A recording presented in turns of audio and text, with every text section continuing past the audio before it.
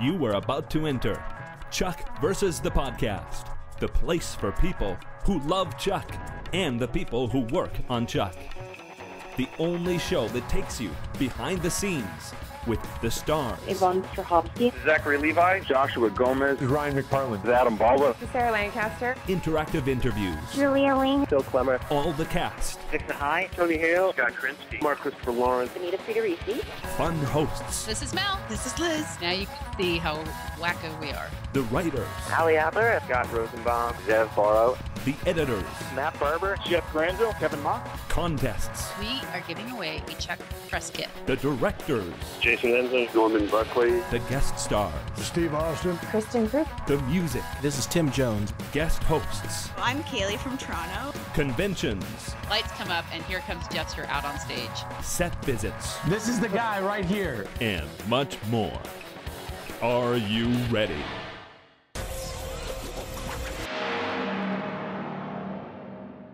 This is Gray. This is Mel. This is Liz. And we want to welcome you to Chuck versus the Podcast, episode 81 for Friday, February 18th, 2011. We have a very fun episode of Chuck to discuss, so let's get the news out of the way. And we definitely want to get this out of the way. The ratings this week. This was the third week in a row that we had 1.7, which week in a row is actually, good news. Chuck versus the Cat Squad held steady at 1.7 in adults 18 to 49 with approximately 5.5 million viewers. If you looked at the ratings from Monday night, virtually everything else was down. Literally, House was down 21%. Gossip Girl, I think, was down 22%. Harry's Law had 1.7. The Cape continues to slide 1.2. I mean, it's unfortunately not a great.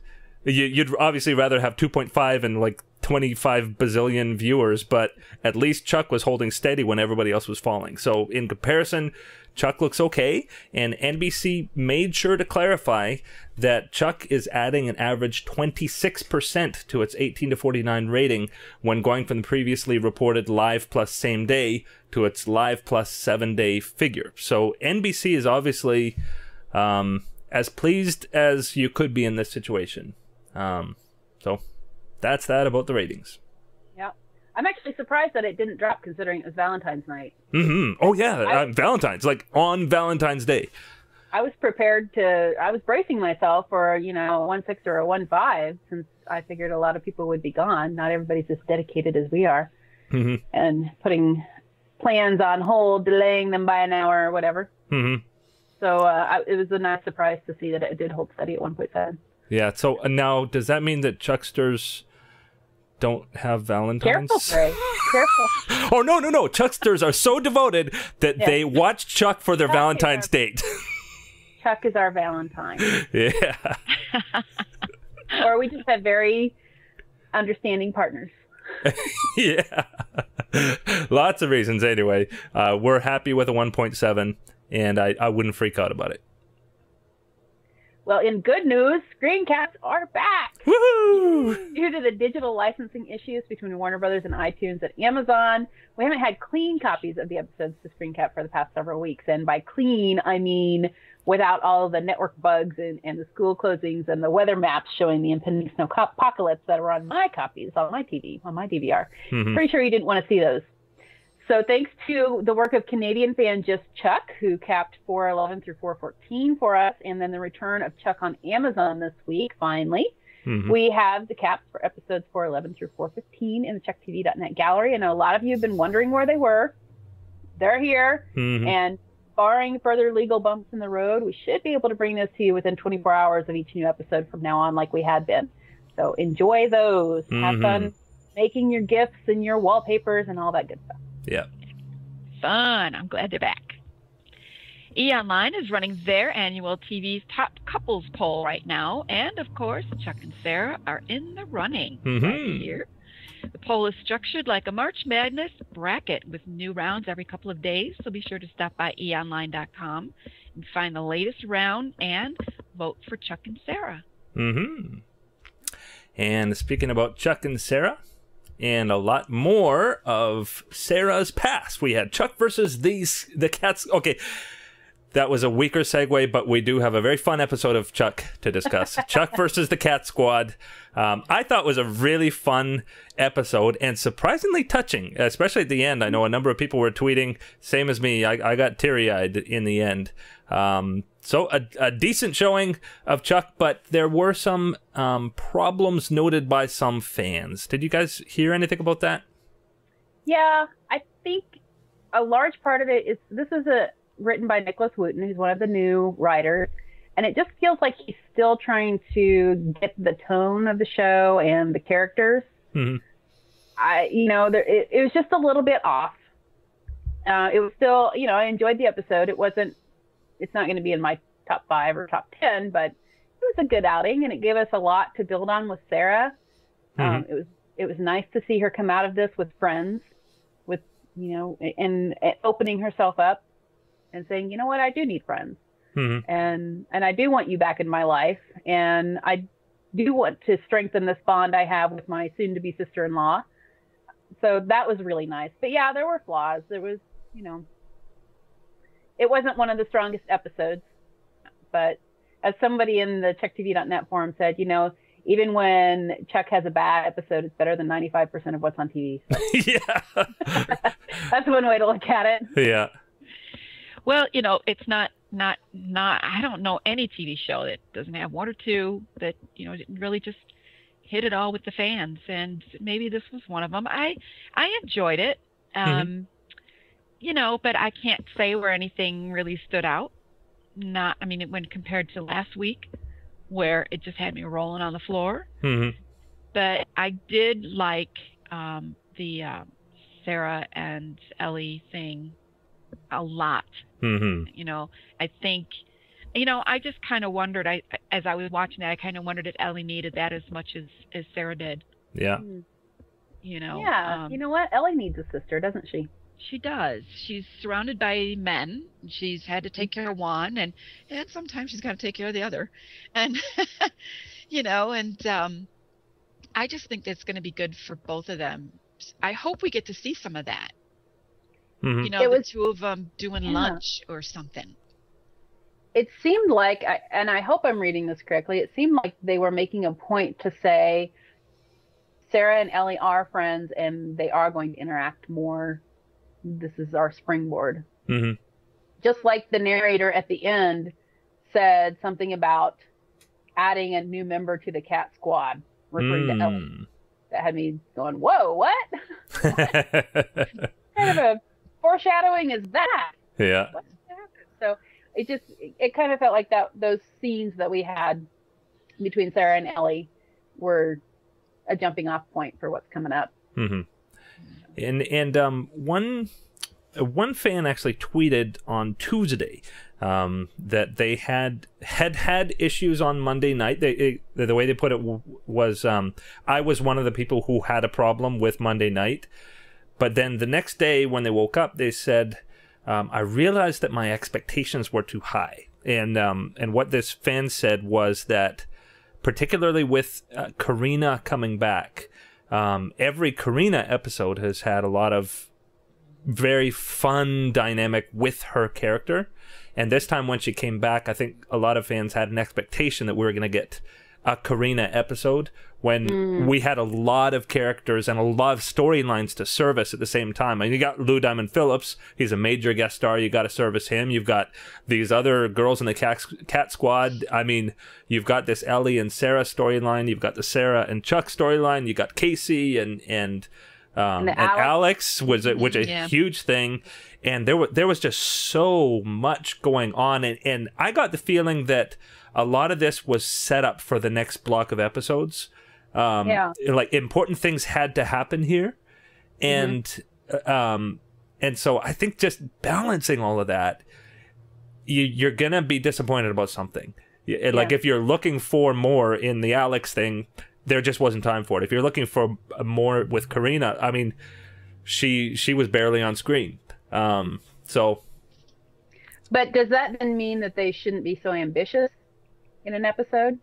Was there something that they should have cut? Maybe put it in the next episode, or, you're a writer. What would you have done in that case? Well, first of all, some of it may have been written and then just ended up cut for time, which often happens. Who knows? Maybe there was even more.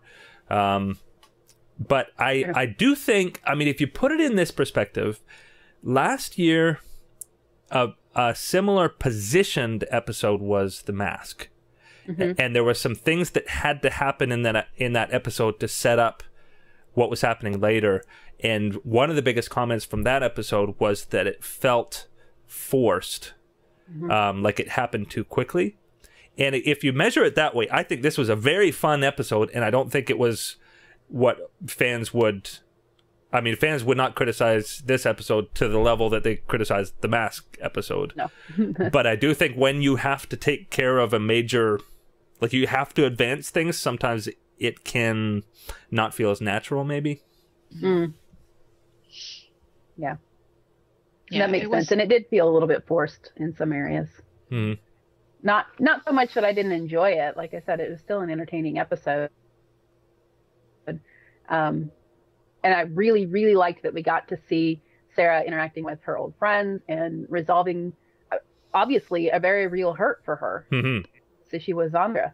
And these girls, it sounds, if I'm getting the timeline correct, they came through training together and were, maybe each other's first real team. And then there was betrayal and a lot of hurt feelings and things were said, and they had to have an actual cat fight. Yeah, in the dojo. Let's talk about some of the important things that did happen. When you think about it that way, this possibly was one of the biggest things that prevented Sarah from, opening her heart to people. And with this resolved, perhaps we're going to get to see more of her being willing to open her heart, as I think was teased to us at the end with Ellie. We started the episode with Morgan not willing to say "I love you," almost losing Alex, and in the end, I thought it was really cute. Way that scene, it was just so cute how they made up and after they made up and he finally said "I love you," Carina was "who cares" to both of them. Yeah, I love that Alex said it doesn't matter. Yeah. Because, I think that's one reason that Carina is so intrigued by Martin. Is that he actively tries to resist her. Yeah. And even more so in this episode. And it was fun to see that happening again and to see her just consternation about that. I also liked that McKenna Melvin and Minnie Anden, they have the same coloring and they even have the same facial structure. So, Morgan's got a type. Yeah. Yeah. I like the Charlie's Angels shots.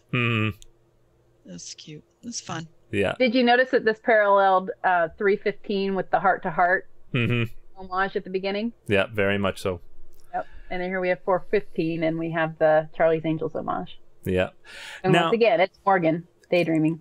Yeah, and I think in that context, we have to give Chuck a little bit of a break. And by Chuck, I mean the show. In the sense that when you start an episode with something like that, like this is Charlie's Angels, this is Daydream from Morgan, I think you can't take it as seriously perhaps as the Colonel or right. You know what I mean? Like they're saying we're gonna have a little fun with this. We're gonna play around with a few different things. This is not a season finale. You know what I mean? Right. Even some of the fade outs, they had the roar. And with the claws going, so they went for it. I agree. They started out with comedic tone, and they told us right from the start, this is going to be a fun episode. This is going to be amusing, and you're going to love it. And here's my prop for this episode. He's been wiggling around down there. This is Basil, the juvenile delinquent. Hi, Basil. He's not amused. He's on screen. Yeah. He wants to play with my necklace, but finally I have a prop that's relevant. Very cool. It's not over. It's cute. Yeah, he's a cutie and he knows it. Hmm. But My daughter would love a cat, but sadly. Daddy won't let her have one. You know what? Actually, she wants a dog more, and we're using dog as an incentive to. I mean, moving countries is a really big deal, and we want to give her something to look forward to in California. Oh, nice. Yeah. Yeah. Well, there you go, Basil. Way to hijack. Hmm. Thanks for joining us. Yeah. He's done. But so we had the Cat Squad, and we had them up against their arch nemesis again, Gaia's, which, I really wish we'd had more with Diamond Phillips. I think he did a good job with what amount of time he was given. And I do think so. Yeah. Yeah, I do too. Yeah. He was a good smart. I love Diamond Phillips, so I was kind of disappointed there wasn't more of him. Mm-hmm. Yeah. Well, at least he got more than Bronson Pinchot. That's gonna be Balky's gonna be the low bar for Yeah. So I was a little disappointed that we didn't have more of that, but it was worth the payoff of getting more of Sarah interacting with Amy, who, hello, did you not know that it was her from like the second minute she was on screen? Yeah. Mm-hmm. Yeah, that was kind of a no-brainer. Little too obvious. Yeah. But still nice. fun. Yeah, fun watching her be all perky cheerleader and wondering when she was going to turn. And as soon as Casey brings her in to interrogate Gaia's, the chat room on Chuck TV was like, "No, what are you thinking?" Yeah. And it was creative how Chuck broke those CDs and used them as throwing stars. Mm-hmm. That was pretty fun. We did not put on the Friday 5 list of wedding gifts that Chuck and Sarah should have in case that. Edit. Yeah. Why didn't we think of that? Yeah. Yeah. Then we had Chuck falling through the glass. That was fun. It was fun because this was a little bit back to, bumbling Chuck. Mm-hmm. It's a big complaint. That's a complaint that several fans had, was they made him such a dork, such a doofus in this one. And they were upset. They thought it was a regression. And for my part, when I was watching it, I was thinking, it was kind of endearing that he was so nervous around Sarah's friends. He wanted to impress them so badly that he was doing very, very badly. Well, yeah, it was very intimidating. I'd be intimidated by them. It seemed realistic to me. And then when she was so upset with him for interfering, that just adds to it. Yeah. Makes him even more of a bumbling idiot. Yeah. Well, he always falls into that when he's trying too hard. Mm-hmm. Exactly. Yeah, there's precedent. So it didn't bother me at all. I just thought it was kind of cute. Yeah. I thought it was. And some people had an issue with Sarah not standing up for Chuck. But honestly, I mean, this was obviously a huge issue for her. Yeah. Like it was a major can of worms that she never wanted to open. And so she had a lot to deal with these people from her past. And feeling upset with Chuck for making her deal with it. Yeah. Yeah, so you got to give her time to get through that. Mm-hmm. Yeah, and there was also, some complaint about Sarah chewing Chuck out in front of everybody. Mm-hmm. But then, in the end, when she's incapacitated after Amy gives her the beatdown and Zondra the beatdown in the dojo, she calls Chuck. She gets her phone and she calls Chuck because she knows he's the one she can trust. Mm-hmm. He's capable. He's smart. He can take care of this. Yeah. So I love that. I love her at that point. Mm-hmm. Yeah. So that was a nice kind of affirmation that, they really are partners. They may have some kinks to work out still, but they're partners. They can rely on each other. And that's kind of neat, because I know when we were kind of midway through the episode, and when he was looking down through the glass, what I was thinking was going to happen was that Chuck was going to come down, he was going to use the intersect to do this flashy thing, and that Sarah's friends were going to say, "Ooh, he is really cool." Yeah. That's sort of what every geek guy would dream was going to happen. But the cool thing about the way it did happen was that Sarah first had to reconcile this, and then she was the one who could introduce Chuck to her friends, and she could prove Chuck to her friends. It wasn't that Chuck had to do that. You know what I'm saying? Right. She needed to be the conduit to do it because they're her friends. Yeah, exactly. Mm-hmm. Yeah. So, we also had a nice Casey moment where he shared his lady feelings with Chuck in the van. Yeah, I mean, to me, actually, that was the only scene out of the whole one that felt a little bit like it was just put there. It was a little bit out of place, but I don't really know where else they could have put it. Yeah. I think they need it to have happened before next week's episode. Yeah, I think so. And there wasn't any room for it in last week's episode. Yeah.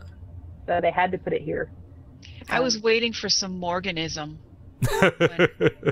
After he, spilled his heart out to Morgan, and Morgan just didn't have anything to say. I was kind of surprised and a little let down. Morgan kept touching him. I thought he was going to get his arm chopped off. Yeah. Reaching out and touching him on my arm. Yeah. But again, this was a very packed episode. There was a lot to do, a lot to take care of, a lot of characters to service. So I think they did very well considering what they had to deal with. Yeah. I wanted to mention Uplink in the CheckTV.net forum brought up that several people were wondering if we were going to see a mirror of the episode where Sarah is standing outside watching after Awesome proposes to Ellie. Mm-hmm. She's standing outside watching through the window and kind of not belonging. And people wondered if we were going to kind of see a mirror of that with Carina watching Chuck and Sarah through the window. Mm-hmm. But instead, what we got was Chuck watching his fiance and his sister sharing a moment. Mm-hmm, which is a really nice moment. It was a really sweet moment, and he's there watching through the window as that happens, and it kind of removes a little bit of the sting of that earlier moment. Mm-hmm. When Sarah's watching through the window, he's got that kind of goofy smile on his face, and it was a really sweet moment, and I'm glad Uplink caught that parallel, that mirroring. Mm-hmm. Yeah. I want to bring that up. There's not enough Sarah and Ellie moments. We got to celebrate them when we get them. Yeah, and that was a really, really nice one. And that, as compared to perhaps the Casey thing, that I thought, even though you kind of expected it, I thought it felt so natural. Yeah, it did. Like between both of them, and even though you kind of expected it, it still was so beautifully done. It was. So we need more of that. And I think we'll get it. I hope so. Now I'm gonna surprise you guys with this. I didn't mention this, but we did get an email. Do you mind if I read that email? No. It was from Van Yestian. Talking about the prophecy in episode 401, the fairy tale that Frost reads to young Chuck in the first scene has three main parts. The king was freed, the castle was rebuilt, the Frost Queen returned home. Only this time she was a hero, and she promised never to leave her children again. Really, really interesting. I mean, I don't usually go back to rewatch until the end of the season, and they're right. The last two parts have come to pass. The castle was rebuilt. The Frost Queen returned home. She promised never to leave her children again. Mm-hmm. And the king was freed. Is not yet dealt with. So what do you guys think about that? Unless you say that Stephen Bartowski was the king and he's free of this mortal coil. That's reaching. Yeah. Or if, as many people believe, he's not actually dead, even though we've been told over and over he's dead. Mm-hmm. Him coming back to life would be freeing him from, I don't know, cryogenesis. that would be pretty epic. That's assuming that he's the king, which if she's the Frost Queen, then I would think, and she's talking about their children. Mm-hmm. I think it has to be Stephen Yeah. Bartowski. Yeah, well, I think that was, if he had lived, of course. So I think the king is moot at this point. Well, one way to look at that is, remember when Chuck took over for his dad and beat Volkov? That's right. When Chuck took over from his dad and beat Volkov, I think that would have been when the king was finally freed. Like that because his mission had been to bring his family back together, and he died trying to fulfill that mission. And when Chuck took over for his dad and fulfilled it, I could see that. It's a little Oedipal for my taste, but yeah, I could see that. I could see that working. Yeah. Cool. So, other than, I think that covers the episode. We've got a little bit of a preview for next week, which some were asking, that is the Valentine's episode. So obviously there was a scheduling thing happening. I think they were supposed to get through 411 before they went on hiatus. Mm-hmm. So. Yeah. Oh well. Yeah. So I guess we'll talk more in the spoilers. But actually, we're going to do things a little bit differently this time. And since you've seen in the corner, which corner? That corner. Under me. Under Mel, all of the helpful reminders. Something that we're doing. I thought we were wasting space in our Brady Bunch format, so we might as well use it to give you some helpful reminders. It kind of makes our concluding announcements a little bit moot, because that's where we reminded you about our Twitter and email and that kind of thing. So what we're going to do is we're going to thank our sponsors and then go right into the spoilers. So if you don't want to hear the spoilers, please do stay around for the sponsors, and then you can pull your headphones out. But if you do want spoilers, stick around, because we have some. Yes, we do. Yep. Bye. So, bye-bye. Bye-bye. And now we want to thank our sponsors, ielabs.com, makers of award-winning Action Blue AVC HD conversion software, which authors full HD videos on regular DVD discs. It even works with HD clips from the newest iPhone 4. You can get your free trial of the software at ielabs.com. We also want to thank MovieMorons.com for supporting Chuck versus the podcast. Movie Morons is a podcast all about film. So if you are inclined to find out what movies you should be watching this fall, check out MovieMorons.com. And SyrianJunkies.de. We want to thank them for supporting us as well. Hello, this is Christina Caramel from Serienjunkies TV. Are you addicted to TV shows? Be our guests and learn the latest news and reflections on what's going on in the world of TV series. Well, our show is in German, but maybe you want to drop in anyway? Then visit www.serienjunkies.de and watch out for our video podcast. See you. Spoiler warning.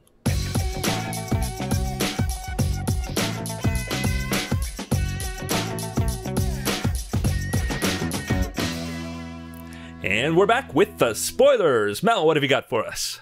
We have the official synopsis for Chuck episode 416, Chuck versus the Masquerade, which airs Monday, February 21st. It says, a romantic Valentine's Day is interrupted when the team is sent on a mission to a masquerade ball in England.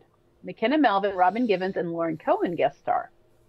Valentine's Day is interrupted when Chuck and the team are sent on a mission to England to protect a reclusive young heiress, Vivian MacArthur.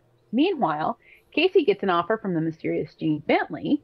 Back at home, Ellie and Awesome find an unlikely solution to a parenting problem as Morgan ponders a big move. Scott Krinsky, Vic Sahai, Mark Christopher Lawrence, and Benita Federici also star. So we'll have the full Buy More team, plus Ellie and Awesome.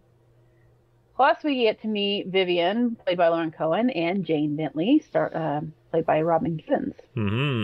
Big episode. Oh, big episode. And if you saw the preview after this week's episode, it looks really, really good. Yeah.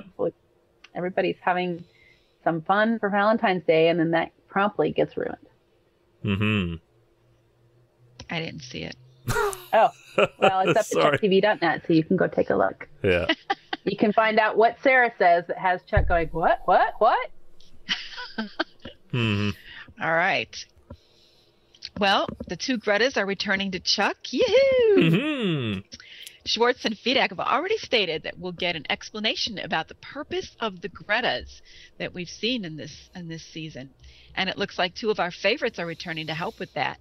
Stacy Keebler was Greta in 4.05, tweeted this photo of herself with Zachary Levi, Yvonne Strahovski, and Isaiah Mustafa, which was Greta in 4.02.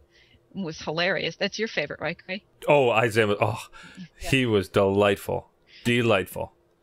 So they were on the set of episode 4.18, Chuck versus the A-Team, last week. Yeah, which was written by Phil Klemmer and directed by Kevin Mock, one of the editors for Chuck, who actually also directed a long time for America's Top Model, but hasn't had a chance to direct for Chuck yet. So very cool. And I got an emails from Phil Klemmer and Kevin Mock saying that episode was a blast to shoot. So, did they give you a clue what the A-Team refers to? No. Okay.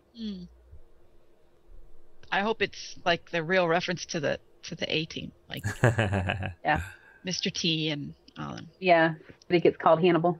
Mm-hmm. Yeah. So, well, anyway, Stacy was she was tweeting about this, and she says that Krav Maga was so much easier yesterday without heels on. I imagine. Meanwhile, Isaiah Mustafa confirmed that he's shooting scenes with Robin Givens, who will play the director of the NCS with her eye on Casey. Casey gets some lovin', maybe. So that tweet went on the set of Chuck with my fellow Greta at Stacy Keebler and her lovely Robin Givens. So cool. Mm-hmm. Very, very neat. I love Twitter. Twitter is so cool. How you can interact with these people. And I love those little tidbits that make you guess what they're really talking about. Yeah. Mm-hmm. And it's nice when it comes with a photo. Mm-hmm. Yeah. Yeah. I wonder how the studios feel about people snapping shots inside the sets. Well, they don't get to send them out there if they're not approved. So Yeah. Cool. Well, Adam at Spoiler TV has some scoop for us on 2 upcoming episodes of Chuck. Episode 419, Chuck versus the Murder. I love that title. It reminds me of that episode of Psych. Yeah. Lewis, a star hacker by age 14, is now a British ops tactical officer and described as a thin, bespectacled man. Josie is a young woman with a scary sense of intuition, described pretty in a serious way. I like that there's an interesting female character in that one. And episode sounds like they're back in England. Yeah, or still in England. We looks like they're spending a lot of time there. And episode 20, Chuck versus the Family Volkov. Yay! Yeah, that is going to be cool. LES, a Somali pirate type in his mid-30s, guest stars. He's a tough guy guerrilla fighter who thinks he's the toughest guy in the world, but when the one man he fears turns up, he isn't quite as confident. Sounds like this is the episode in which Volkov returns.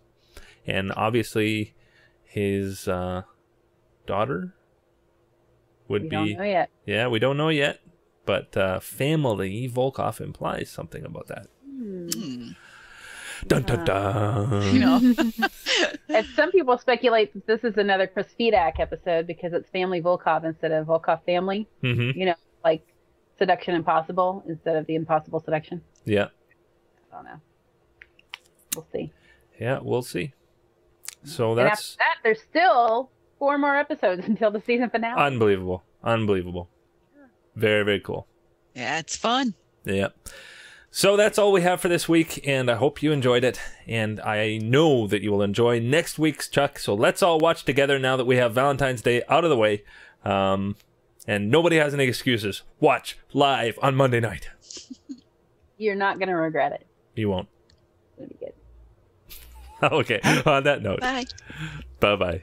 See ya.